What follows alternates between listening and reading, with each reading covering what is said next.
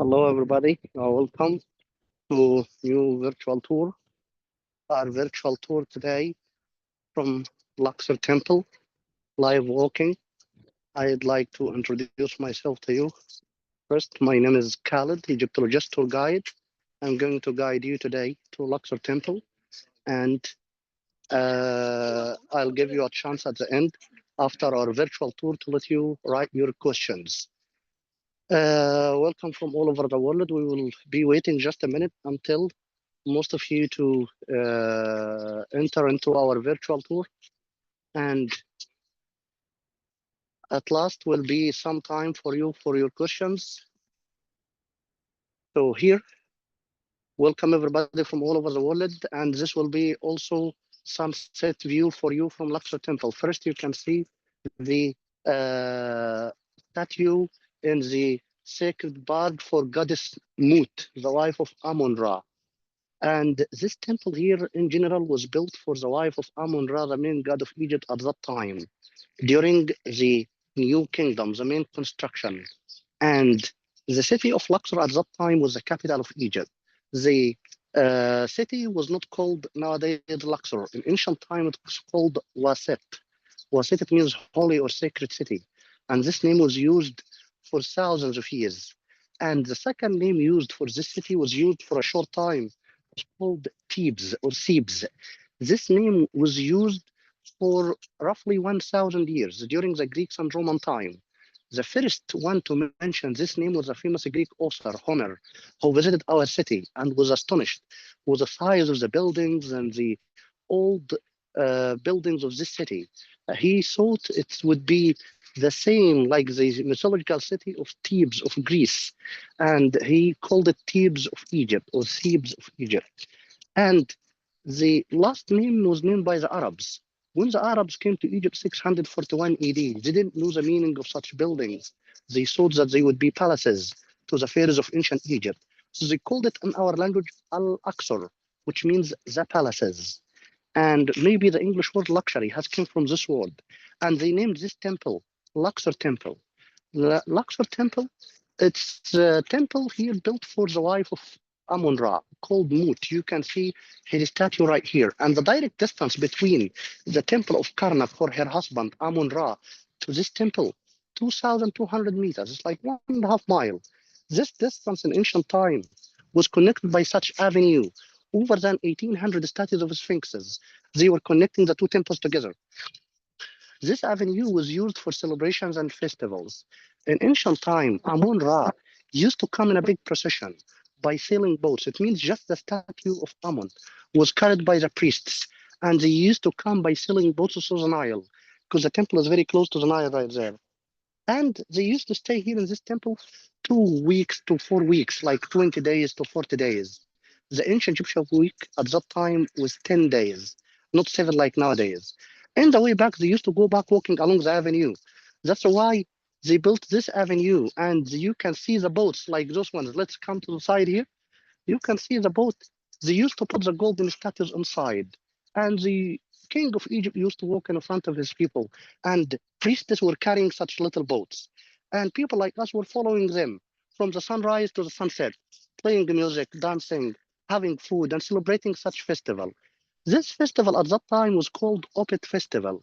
It was the main carnival of the ancient Egyptians. There were thousands of visitors from all over Egypt coming to visit this city in particular for attending such celebrations. It was like a big carnival.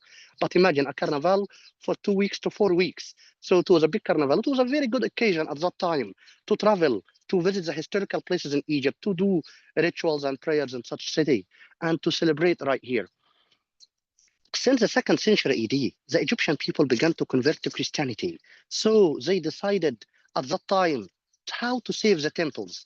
The best idea agreed by the majority of the Egyptians not to destroy the temples, but to cover them with sand and debris as a matter of respect, by the way, not to destroy them, but to cover them and to live on top of the temple. Usually, the average height of the burial here was up to 6 to 10 meters in all over Egypt, and especially those temples were very close to the Nile. If they were not buried by the sand or debris, they would have been destroyed along the history because there were no dams and it was abandoned for thousands of years. till the year 2006, so just 19 years ago, you couldn't have seen even any of those statues of the avenue at that time, because there were still people who were living here since the second century AD. At that time, they decided to make a big project to refund the people who were living here and to pay for them and to move them. After moving them, look right there to the old photo pictures. You can see they began to excavate over there and to dig and to uncover this avenue. They found just a few statues, by the way, which you can see them right here. And the rest of the statues were destroyed and broken by the people who were living here. Okay, that's why they opened this avenue after they found just a few statues, like November 2021, and they made a big carnival here, big celebration. And the rest of the statue of the avenue were made by several kings because they began to collect the broken ones and do restoration for them. And you can see even the tiles. Still, some of these tiles, some of them are new and some are broken and some are original. So the broken, they were mostly broken because they were already big buildings on top of them. And here, the main temple was built by just two kings. Up to 95% of the temple, by the way, was built by just two kings. King Ramses II and King Amenhotep III. Ramses II, the one who built the outer part, which you can see his statues. All of those statues were built for the king, Ramses II. And the inner part of the temple, most of it built by King Amenhotep III, the grandfather of Tutankhamun. رحمة الأخبار. And they began to do here to do restoration also to the broken statues because those statues were broken, most of them, except the sitting statues here. You can see one of the obelisks, and the other one is having a very interesting story. The other obelisk was gifted to France at the year 1829, roughly 200 years ago. The ruler of France at that time, Louis Philippe, he was a very good friend with the ruler of Egypt at that time, Muhammad Ali. And he gifted to Egypt a lot of weapons. And he gifted to Egypt also a personal gift to the ruler of Egypt. He gifted to him a broken clock. So our king was a generous king. He asked his friend of France to choose a gift from Egypt. He chose the obelisk here to the right side. But the French wanted to take the obelisk as one piece, not to cut it into pieces. That's why they made great effort to take the obelisk from here. And it's 230 tons. The problem was not here, of course. The problem was in France, because the temple here is near the Nile. You can see the Nile River is very close. So it would be easy to transport it on the water of the Nile. But the real problem was in France, because in France, they needed to transport it through the tiny river, La Seine. And you know, there were a lot of bridges on the river. So they needed to design a special boat to be maximum width 9 meters. 9 meters, so 9 meters to go below the bridge, so it was very hard. That's why it took the French 7 years to transport it to France. Okay, while the ancient Egyptians used to make the obelisk in just 6 to 8 months to make one obelisk. Okay, while the French in modern time, just 200 years ago, it took them 7 years. And in France, they also dug a little canal from the river La Seine to the place of the obelisk in Champs-Élysées or in Concorde Square. That's why it took a long time. You know the conflict here between the British and the French, and the British wanted to take the other one here. The other one, uh, the Muhammad Ali refused to leave this temple without an obelisk. So he asked the British to take the one from Karnak temple for Queen Hatshepsut. By the way, the one there for Queen Hatshepsut, despite it's much better than here, but he didn't want to leave this temple without an obelisk. But the British, after a short time of doing visibility study to take the obelisk of Queen Hatshepsut from Karnak, they refused to take it because the obelisk there is in the center of the temple. So they needed to break a lot of walls, and they should have reconstructed them back again. And the distance to reaching the Nile River there is very far. So they needed to pay too much money for the people who were living along the way. And the real reason was even something else. The British were afraid, listen, the obelisk there would be broken. In such case, they would have been compared to the successful project of the French. So they didn't take it, and they refused to take even the better obelisk of Queen Hatshepsut at Karnak Temple, and they preferred to take a smaller one from Alexandria, which is called Cleopatra's Needle. Okay, so always the obelisks were attractive because you can consider the only Egyptian construction which is not in any other country. You can find temples, you can find tombs, you can find mummies, but you would never find obelisks. It's famous in Egypt. In ancient times, the obelisk was acting like lighthouse to guide people to the temples of the gods. They used to put a crown of gold on top of the obelisk to reflect the centuries. So anyone would see where is the temple of the god from a long distance. And here you can see the statues of King Ramses II. These statues, all of them made of granite stone. You can see just little parts here, original, and the other restored. The one to the right side, you can see it's standing like warrior king, and here. But look to the last one, to the left-hand side. You can see it's standing like a mummy. This is a symbol of a mummy. So this statue, even it was not here, it was not in the front. It was missed because they didn't find this statue. It was there, and they did restoration and brought it here. Okay.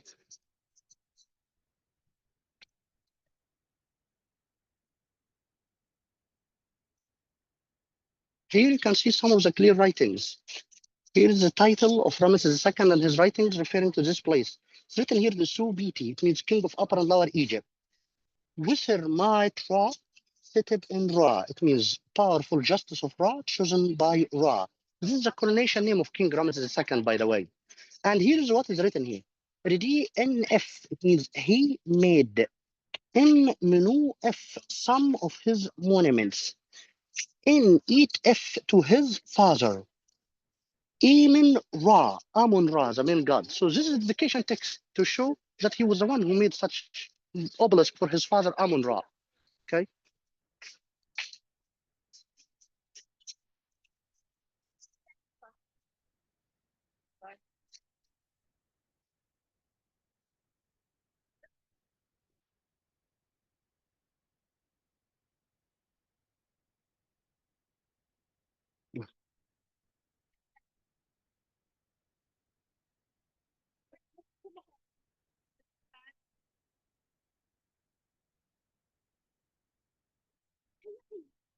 From here you can see the columns. Such okay, such columns are 14 columns, but look to you can see difference in color in the columns. This high level, which is up to 50% height of the columns, showing you the level of the sand and breeze were filling this temple up to this level. So those statues were hardly the heads hardly above the ground level. That's why you can see them even defaced because they were broken by the people who were living on top. And that's why you can see such building. It's going to appear right here. This is a mosque. This mosque was built 850 years ago. The one who built this mosque, he was not Egyptian. He was from Iraq, called Yusuf Abul Hajjaj. When this person came to the city, at that time he was a stranger and he didn't find a place to live. And he found people living on top of the temple. So he chose a space and he built his mosque right there. Roughly 80 years ago, they decided to move the people who were living on top of the temple. So they demolished the houses, but they left the mosque because also considered as a monument. And they supported the mosque from this side and they closed this entrance.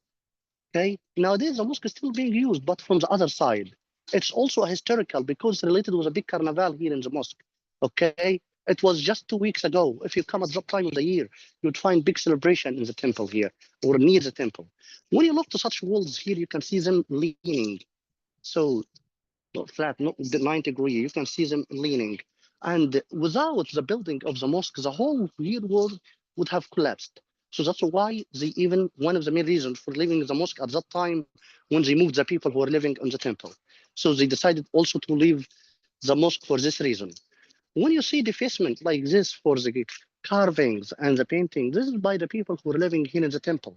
And since the second century AD, those people began to believe in Christianity and began not to believe in the old religions anymore. So it was logical by them at that time not to use such paintings or carvings.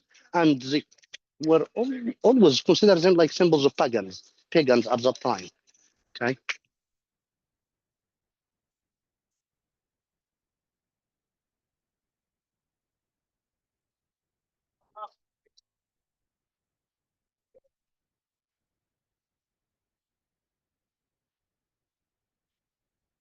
From here, you can see the complete building of the mosque, and you can see it's renovated recently. And the main entrance right there to the left-hand side, which was closed recently, just to let people to visit the mosque from the other side. This mosque is still being in used, and it's very famous here in Luxor. You can see in the first open court here, this is where they used to let people, ordinary people, to enter right here. And when you look behind, you can see three shrines. And those three shrines, They used to put the sacred barges, like the boats you have seen there outside. Those boats in ancient time were made of real wood with gold. Of course, they were broken and melted since ancient time. When they made the new ones, they made them of iron with golden color, so they were heavy when they carried them to make a celebration like the ancient Egyptians, because we cannot make them of gold like the ancient Egyptians, so they were broken. So in ancient time, when they were made of real gold, they were stored in such three shrines. And why they are three? Because the ancient Egyptians used to worship triad, family gods in every city, father god and mother goddess and their son. And usually the main triad of the capital were the main triad of all over Egypt. And the main triad of Luxor were called Amun and his wife Mut and their son Khonsu. So this temple is one of the temples made for Mut, the wife of Amun Ra as well. Okay. And here you can see the altar where they used to put also the normal offerings like a bread, butter, honey, ducks, geese, cows, normal offerings on such little altar. And all of those statues here made for King Ramses II. You can see they are all made of granite stone.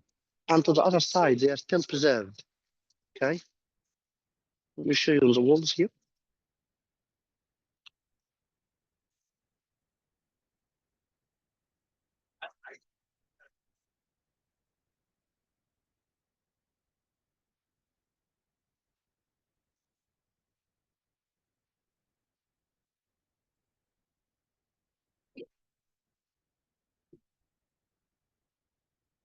Here we have the proof about the entrance of the temple and the facade, how it should be. You can see it should be like this way. Two sitting statues and four standing statues. And here you can see the obelisk, which is nowadays in France, in Paris. And the other one, which is still existing here for Ramses II. And here you can see the flags and the emblems were fixed on top of the pylon. And this is the function of the pylon at that time. But you can see something very interesting for you. Look to the statues and the pictures, you can see them profile, while you have seen them facing like this one. Okay, why? This is the art style in ancient Egypt. Why they were not making full face? Because if they made a full face on the hard stones, like here, it would be a big problem. Because look here for the face, you can see it's not suitable for an image of a king or a queen, a god or a goddess, because it's carving in stone. So it will be a big problem for them. So that's why they were always making their faces or their art style side or profile like this. Okay, and you can see here the complete statues. Why we put the last one here, the sixth statue, which is looking different. Look here how it was looking originally. So that's why I have shown you the one with a different position, like Osiris with the arm crossed. And here you can see the children, some of the children of King Ramses II. Okay, تفضل. Here, the children of Ramses II presenting the offering like flowers and well-fattened oxen over there. If you count those children, you will find one of them is missed, and the one number 13 is the one who succeeded his father. He was Merim Pitah. And you can see they are presenting well-fattened oxen. You can see, even when you look to them, totally different of the best you can see on the walls. Okay, because they were presented like gifts to the gods. Okay, here you go. And you can see the ruins of the temple. Still a lot of work for doing restoration.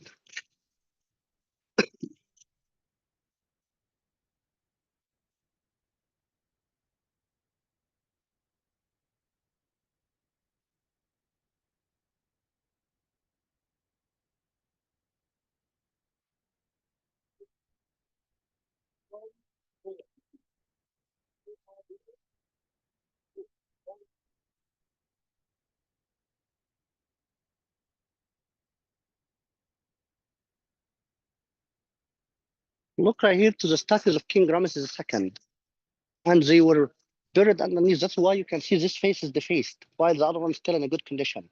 But look right here next to his feet, you can see his famous wife, Queen Nefertari.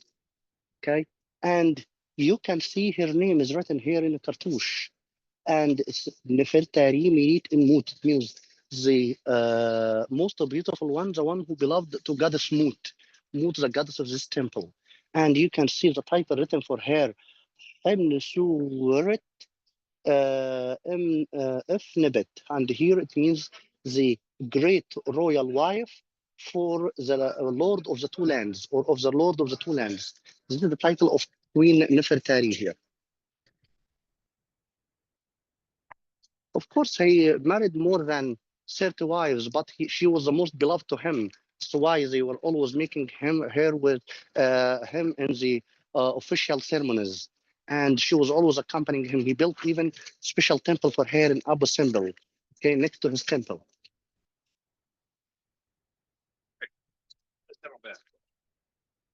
Here you can see unique picture for Happy, the god of the Nile.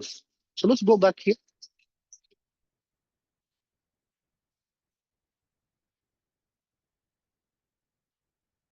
This one is called Happy, the god of the Nile. He is doing a very important ritual called Sematawi. It means unification of the two lands. It became like a ritual by the ancient Egyptian pharaohs. When they come to power, they wanted to confirm that they were ruling the two lands of Egypt, Upper and Lower Egypt.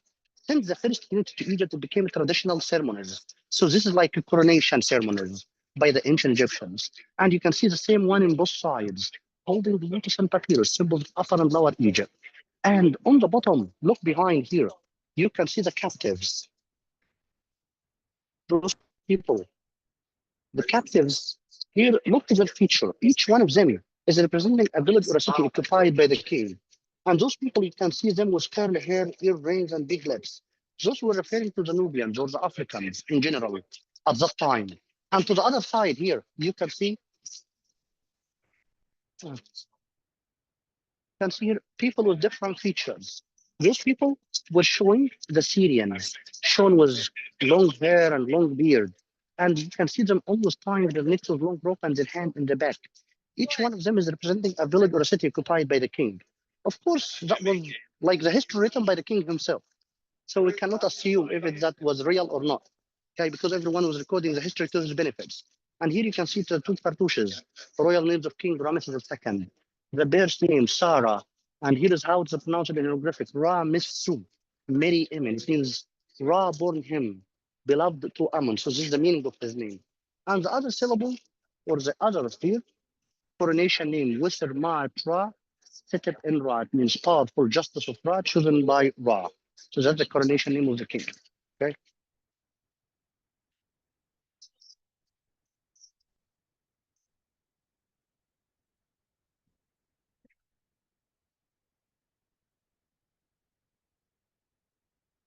Here is a very interesting statue for a king and his wife. The name written here is the name of King Ramses II. But nowadays, most of the Egypt are just assuming that it shouldn't be for Ramses II for different reasons, even if his name is written here. Because you can see the statue is made of fine limestone.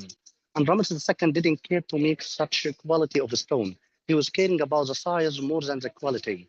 And you can see the queen is having the same size like the king. And no one was equal to Ramses II. He was like semi-god for his people. You remember the statue of his wife, favorite wife, is always showing very little, limited to his legs. And the art style, even you can see the little details, and that was unusual during the time of King Ramses II.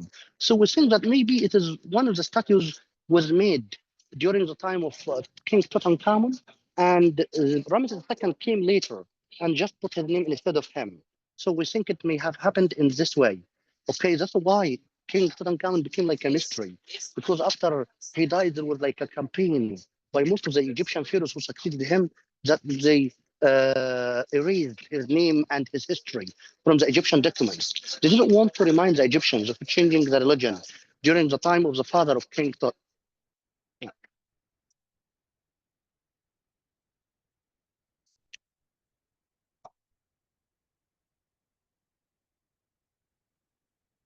And there, here to this wall, the complete scenes of the festival Opet was recorded here, but most of the walls are broken. And in ancient times, they made this wall here to this side for the procession coming from Karnak temple. On the other wall, they were recording the procession going back from Luxor temple to Karnak temple. Okay, and here you can feel the water, and we'll go closer. We'll see some little details still existing, showing us the celebrations of the ancient Egyptians here.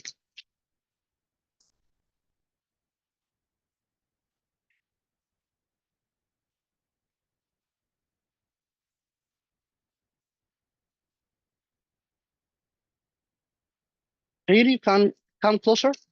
You can see people presenting the ointments and the food, beef, meat, and so on. And here, jars of essences. Here you can see knocking on drums by the people here, and women here playing music. And you can see like playing acrobat, like here, like dancers. Okay, but it's very hard, like this way. The idea is that they want to say or to show how they were celebrating. And here you can see ducks, geese, fruits, different offerings are presented. Here you can see more fruits.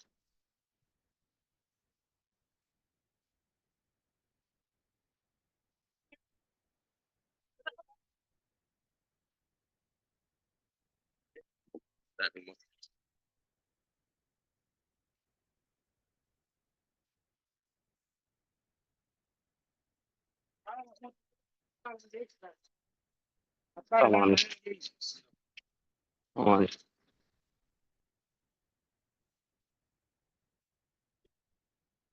By the way, the columns there are 14. Maybe they were representing at that time or they were having a significance referring to the numbers of provinces of ancient Egypt. On the side,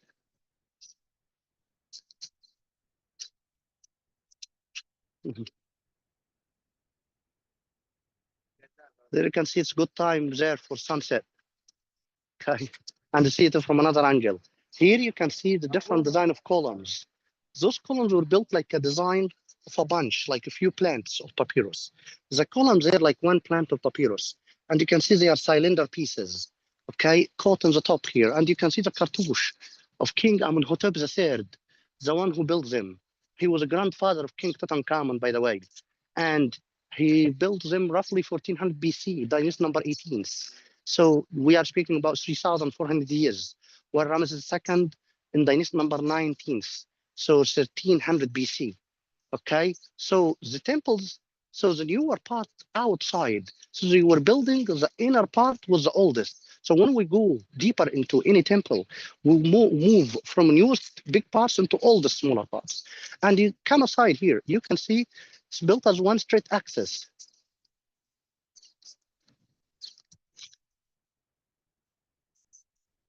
Look there, the entrance of the temple should be in this direction. When you look behind one direction to outside, but you can see there is a curve in the entrance of this temple because the idea of connecting the two temples together by the avenue of the sphinxes, it is not arose from the beginning of building this temple.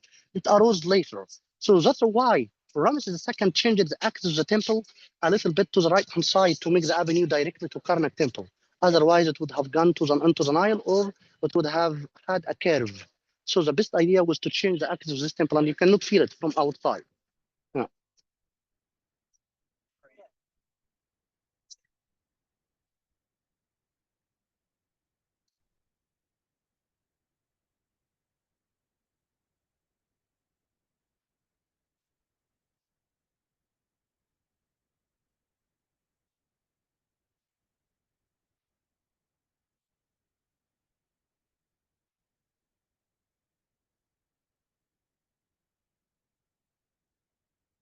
Nice view here for the sunset. Look there by the Nile. It's a very close sun going down here, and there will be sunlight in this temple in the evening.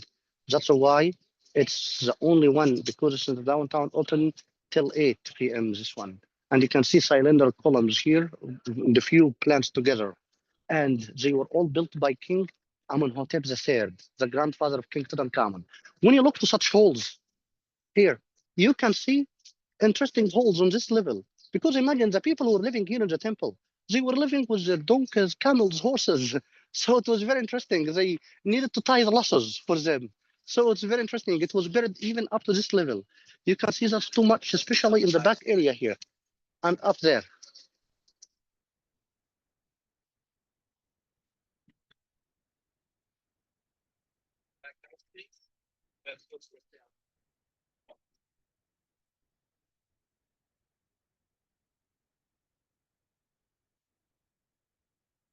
Look behind there. You can see the whole mosque built on top of the temple. And it has two minarets, two towers. The one to the right side is the old one. built 150 years ago. 850 years ago, sorry, and the new one to the left side 150 years ago, which is in use nowadays.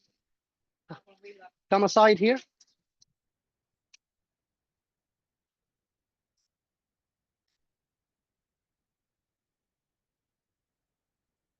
Here you can see some of the holes even for tying the lassos for the donkeys and horses. Okay, and there in the back side you can see more.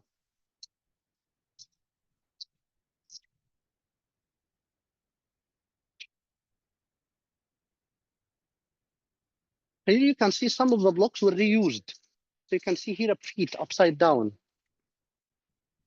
Okay, and here you can see a cartouche. This is a cartouche of King Ramses II upside down. And here you can see big holes. Because there were hundreds or maybe thousands of people along the history were living here and they were using it for different functions. Like here, you can see one of the influence of the Roman architecture. You can see the Roman arch. And this is the influence of the Roman architecture. It's built at the 4th century AD when the people here who were living in the temple began to convert to Christianity. And you can see two columns taking a design called Corinthian style or Roman style. And this part was the most suitable for them to be used as a church. So they plastered over there the surface of the wall by a layer of stucco or gypsum.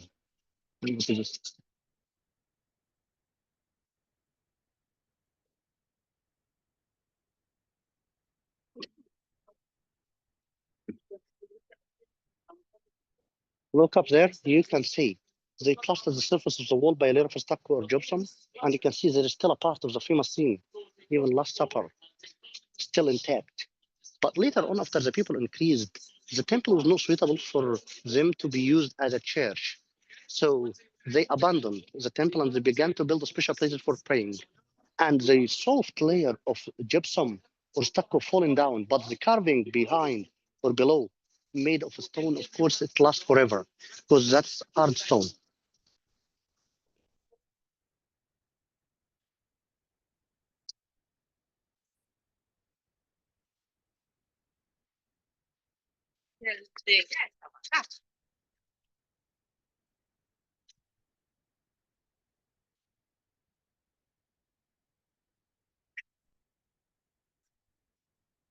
When you look behind here, you can feel that this part was blocked to form the Roman arch.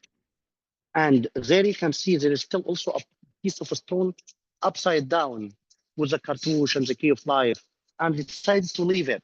So roughly 50 or 60 years ago, they decided just to cut such little entrance to let us reach the end of the temple instead of destroying the Roman arch. So both of them are important, of course. And here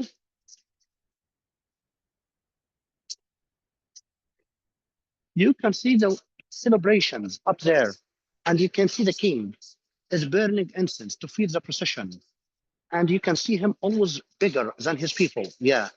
And over there is the boat with the ram head. It means this is the boat for Amun Ra. And the second one for his wife Lut. And the third one for the son, Khonsu. And you can see those people who are carrying this boat are bold. Those were the priests. Because the priests, as a matter of purification, they were 100% shaving off. And in the higher level there, the king was giving the key of life by Amun Ra. So Amun Ra is giving the king the key of life while the king is celebrating. And there is the king is dancing, raising his hands up there. And down here doing purification. Here's Amenhotep III is doing purification to Amun Ra and his wife Mut. And doing purification of lotus ointments. And here is a jar of lotus ointments. Right?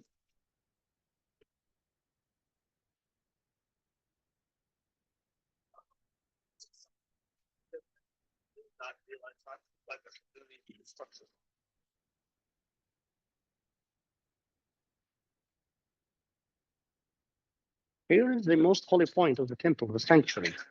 And you can see it's sunlight right now. It's built by this king, Amenhotep III. Okay, here, the grandfather of King Tut. And that king was roughly 1400 BC. Alexander the Great came later, after roughly 1100 years after this king died, and he wanted to add a gift to this temple. He noticed there is no more space to be added. But look down here. You can see relics of columns here and behind. So there were two columns to this side. Two other columns were on the other side. So Alexander ordered to remove the columns and added this little wall. Here you can see Alexander the Great, 100% as an Egyptian king, with a double crown, the false beard, the kilt. And here is presenting ointments into Amun Ra. And here as you can see Alexander the Great in front of Amun, the god for fertility. How do you notice him from his identity, his cartouche? Look right here, the cartouche of Alexander as an Egyptian king. Alksndres, Alexander's. Okay, so he was acting 100% as an Egyptian king. But you can see the art style, and even you can see some Greek graffiti by the visitors who were coming here in particular to see Alexander the Great. When you compare in the art style here, look, it's in reliefs, but look behind you, out reliefs. And this is roughly 1,100 years older, but it's much better. You can see as if it is alive, because this is the ancient Egyptian art. Okay.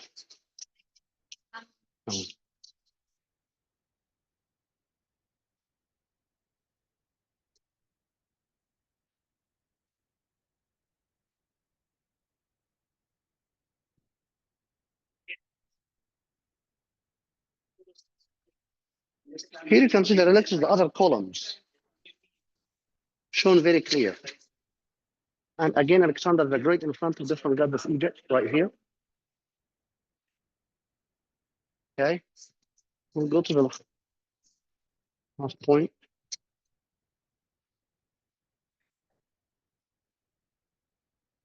You can see the little holes always for the people who were living here. They were tying the lassos and so on. So they were living normal life everywhere here. And here you can see it's broken.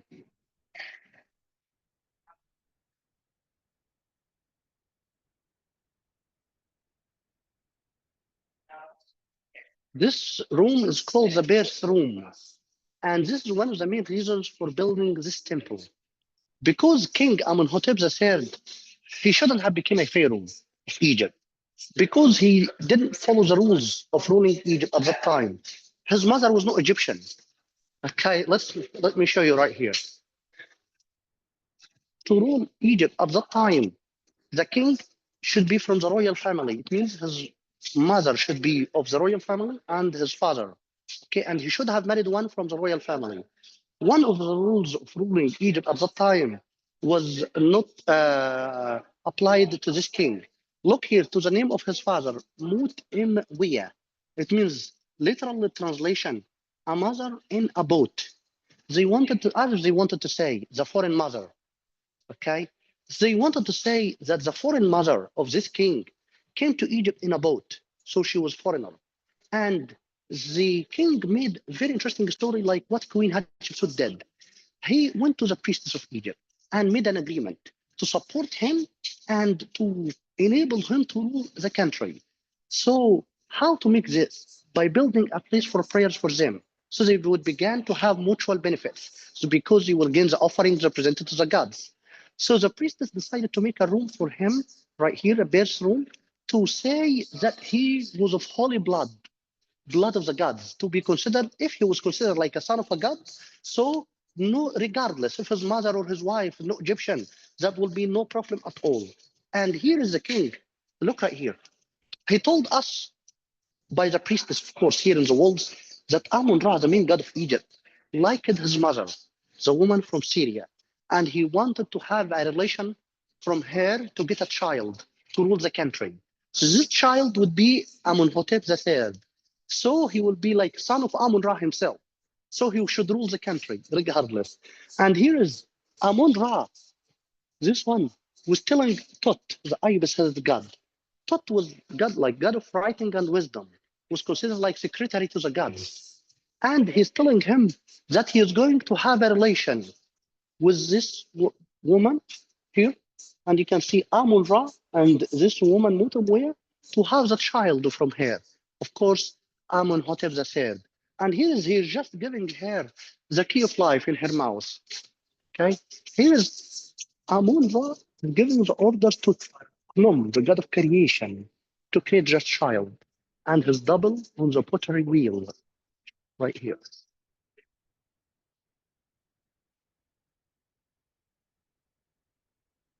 You can see here the pottery wheel and the child and his double, and giving him the key of life. Okay, it means that this child will be as a son of Amun Ra himself. So he should have become a king. And this is the same idea like what Queen Hatshepsut did, because she shouldn't have ruled the country as well. And of course, since the priestess were supporting them, so it means that the people will believe in that.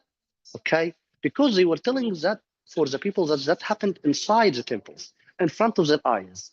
So there shouldn't be any doubts in such stories, because the priestess were controlling the mentality of the people, of course, at that time. Okay.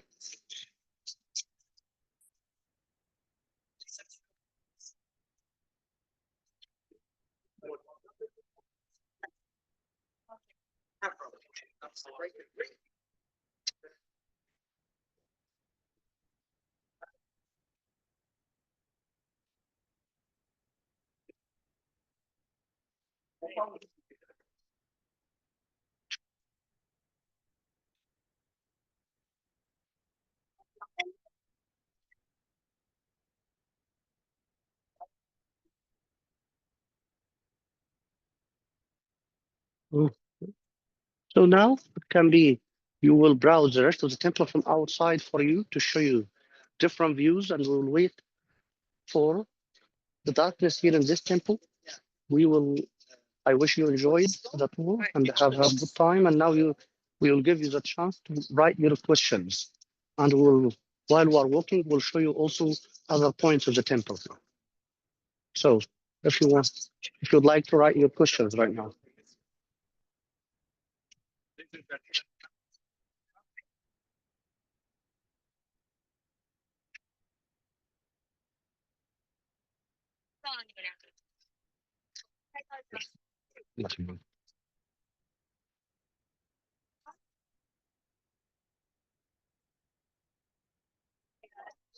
Look right here.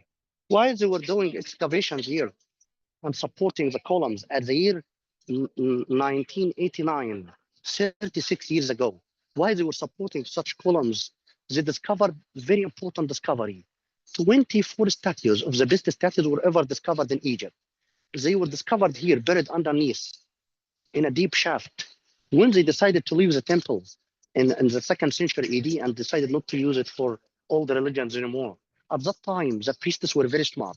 They decided to dig a deep shaft or deep well to bury and to surround it with sand and to bury the little statues, because the little statues would be broken and stolen by the people.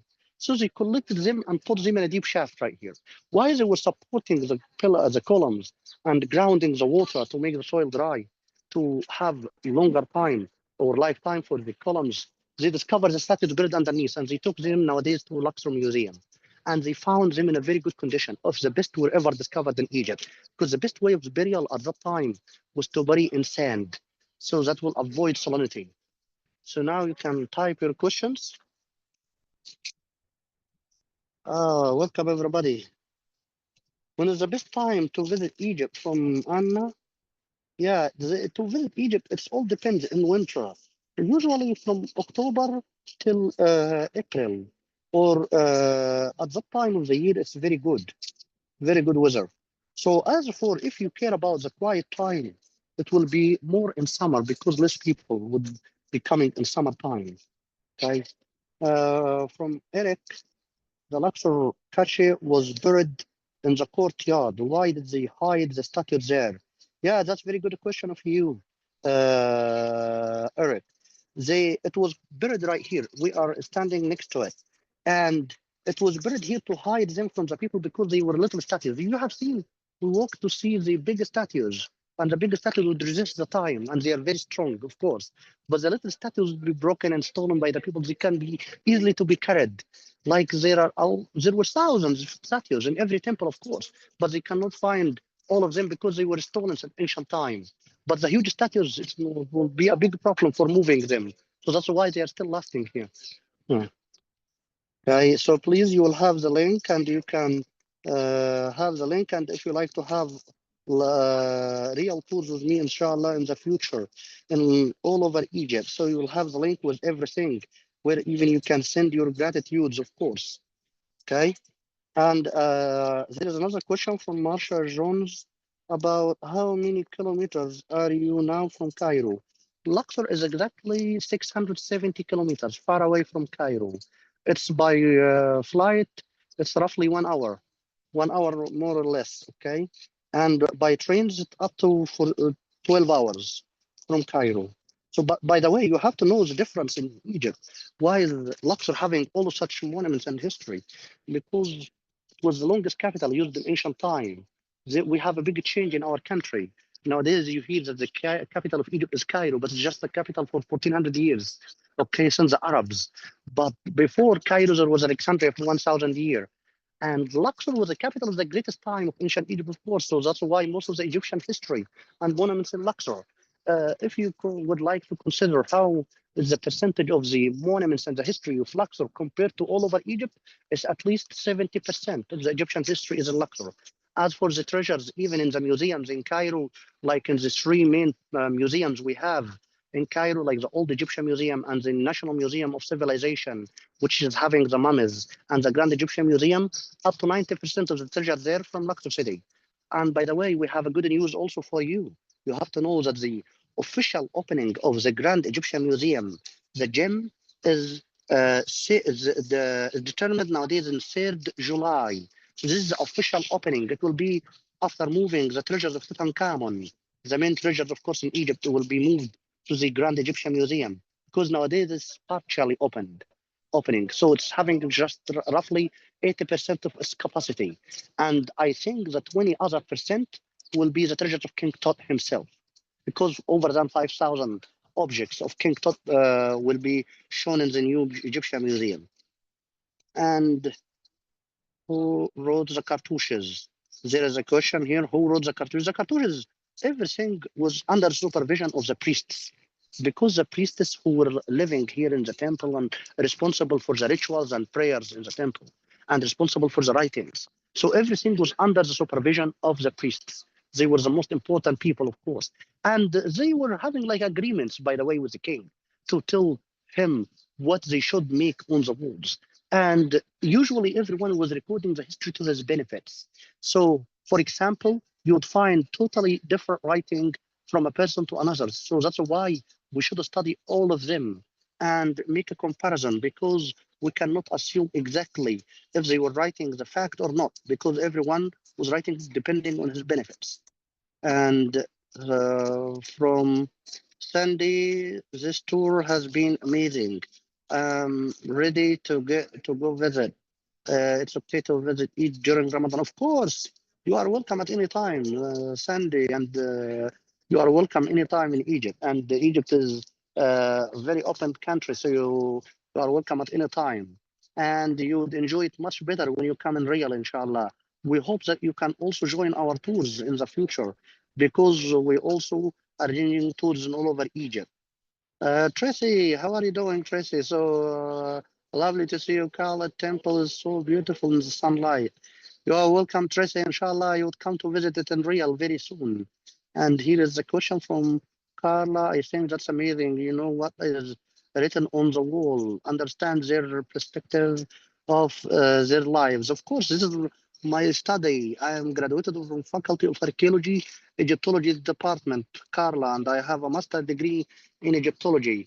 So I have been studying the old Egyptian languages for a very long time, over than 8 years, in addition to roughly 20 years of experience working as a tour guide.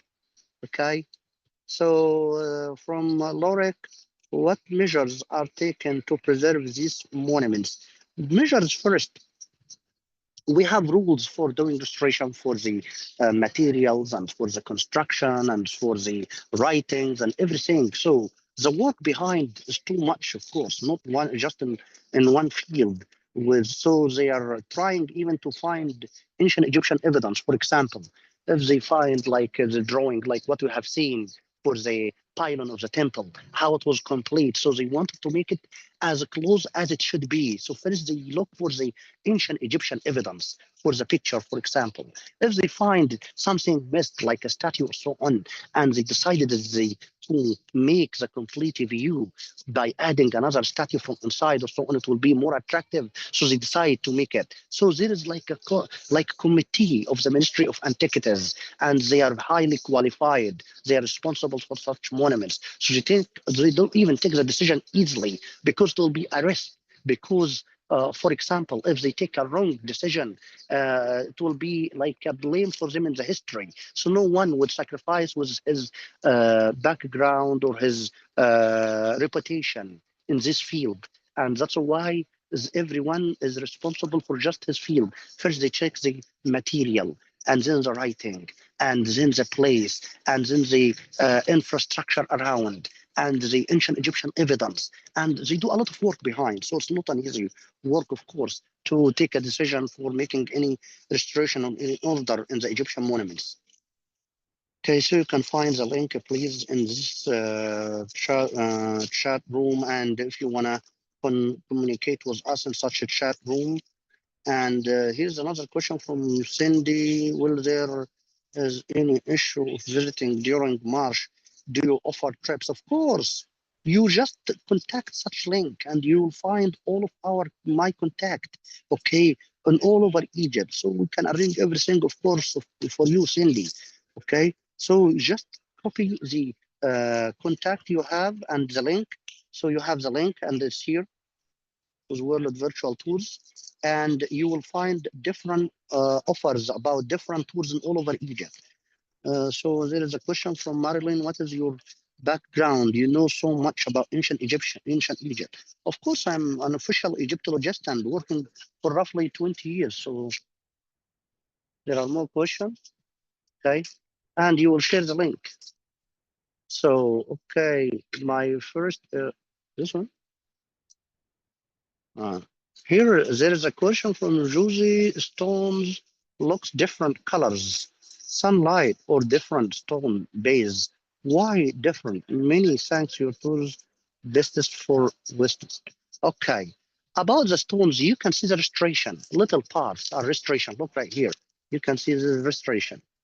Okay, yeah. And they add nowadays, when they do restoration, they add just little concrete. This little concrete is just to support the missed parts and the broken parts.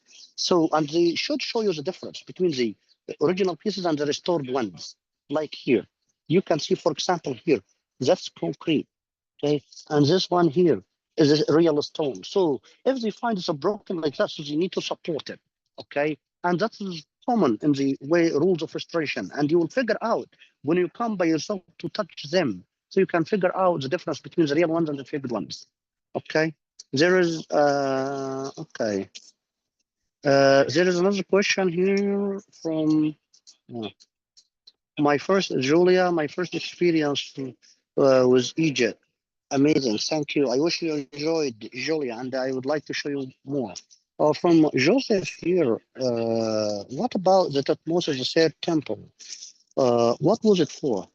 Thutmose III temple, you mean the one in Karnak. And Thutmose III temple in Karnak, it's called Ahmenu or Yusuf al-Monument. It's not in this temple, it's not the Luxor temple.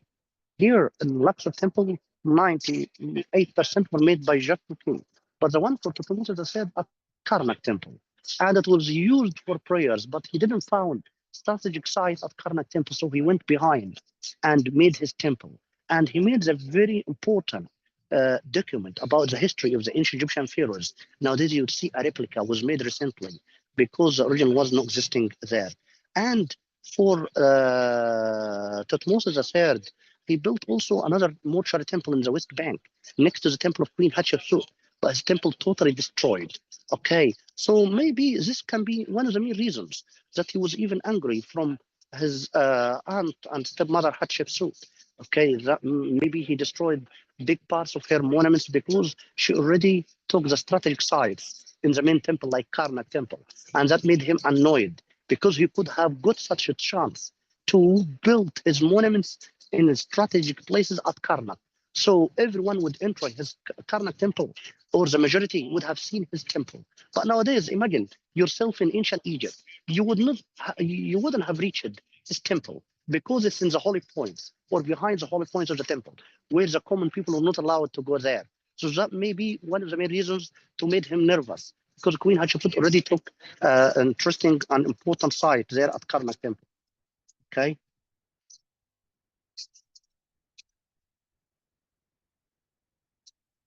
Where's more questions? So I'd like to look for more questions. I'd like to answer a lot of questions for you. Yeah. Okay. I have read this. Thank you very much, said Karen. Thank you so much. Okay. Thank you, Emmy. Thanks, everybody. Here is a very interesting thing for you. There is another question, Carol, chat. Your info is superb. I learned so much more today from you than I've learned. Okay, there is something very interesting. I want you to hear to the calling for the prayers from Luxor Temple, from the old mosque on top of Luxor Temple. This is very interesting. I wish you, if you arrive even during the carnival of the Sheikh on top of this mosque, we'll go closer there so you can see and you can hear the calling of prayers for 2 minutes. So it would be very interesting for you while you walk in the temple.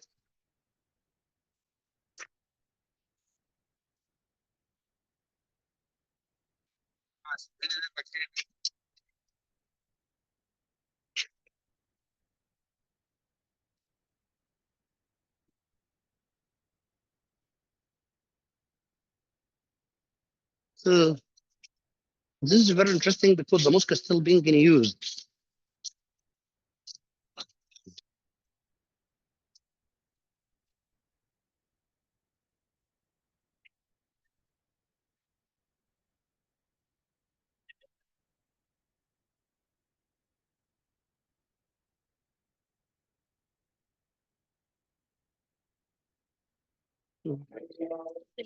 Mm.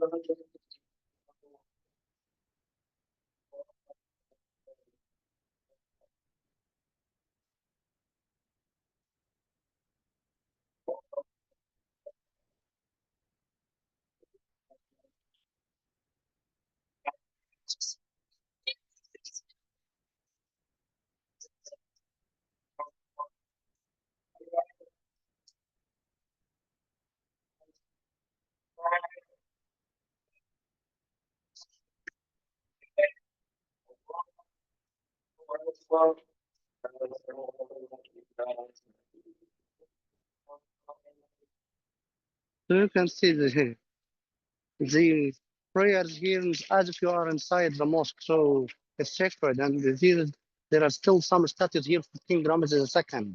You can see they are here broken statues like this one here, the face. And behind here, some more statues. Okay. They were restored recently as well.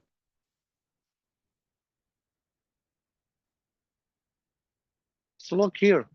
The statues, those were statues like extra, even. So that's why they took the statue like this and put it outside to make the complete view of the temple. And you can see the Nile River just behind this tree and the cruise boats looking at Luxor temple. Okay. So I look for more questions here. So is a foreigner allowed to bring mobile phone to Egypt? Yes, of course, you are allowed. Of course. Okay. Yes, I'm here. Mary Zenner, how are you doing? I missed you already. Okay, from Carol, will you please do presentation tour of the Valley of the Kings, plus separate tour presentation if the Valley for the Valley of the Queens? It's difficult because of the communication like this. So it can be online, but not live walking because the net connection will not be suitable. You have seen the crowd here and so on, but the valley is again surrounded by mountains, so the net connection will not be stable, and it will be just about or be outside from the tombs. So you will see just mountains. You will not see the tombs inside because no connection at all inside the tombs. Okay, so that will be a big problem. And from Marsha, the new museum in Cairo open 3 July 25. Yes, the last update for this, the Minister of Egyptian Antiquities said it will be 3rd July, the official opening. But nowadays partially opening, so it's opened already for visitors, but not 100% capacity of the museum after they get the treasure of Tutankhamun. So so far they decided 3rd July. Please repeat the tour so I can invite friends. Inshallah, we will repeat the tour if it is possible. And is there a record or database? Oh no, it's yes, of course. You can communicate. You copy the link, please, with the you copy the link and you will communicate. You will have an email and you can send email to World Virtual Tour, okay? And you will have all of my links and the tours which you can reach me also in Egypt and live tours and everything, okay? So, and there is another question: can you do a tour of Temple of Hatshepsut?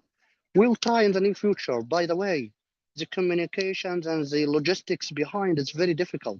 So we'll do our best, inshallah, to do the best for you. I wish you enjoyed everything, and please have a I wish to see you soon in the future in live tours. You will have the link, and you can appreciate my tours if you like to donate for my tours. Thank you, and see you very soon, inshallah. So here is the link again, and you can copy the link, please, in the chat room. Okay, wish you enjoyed everything today. Okay, I hope you enjoyed. Okay, it's good to see the temple with such people and such number of people. Of course, goodbye, everybody. Goodbye. See you very soon, inshallah. See you live in live tours with me to come in the future. Okay, I wish to see you all. Okay, have a good time, everybody.